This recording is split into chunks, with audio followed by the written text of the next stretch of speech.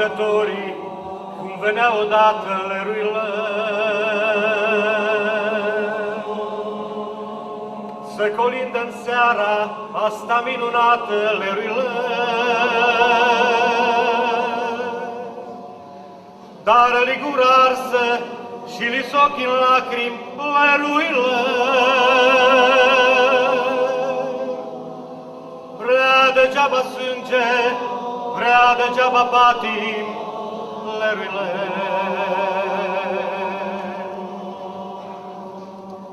Gazdelor creștine, să-i primiți în casă leruile. Și cum se cuvine, să-i poftiți la masă leruile. Ni trimite Sfântul să ne încerce mila leruile.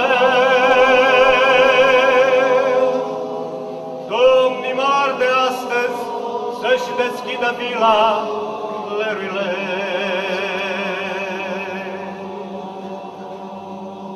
Șovăielnic pasul, brațele plăpând de leruile.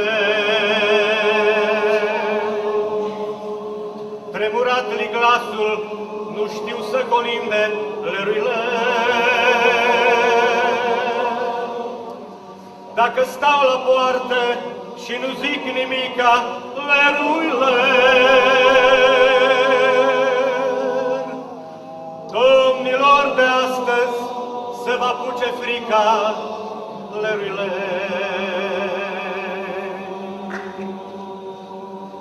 Mută-i întrebarea ce răsună afară leruile.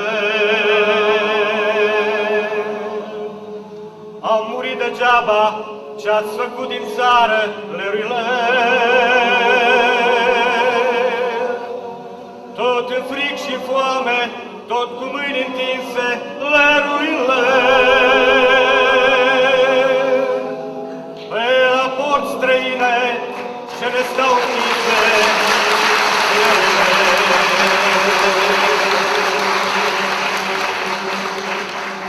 Fiind colindătorii, cum venea odată leruile, se colinde în seara asta minunată leruile. Dar li gura arsă și li s-ochi în lacrimi leruile. Prea degeaba sânge, prea degeaba patim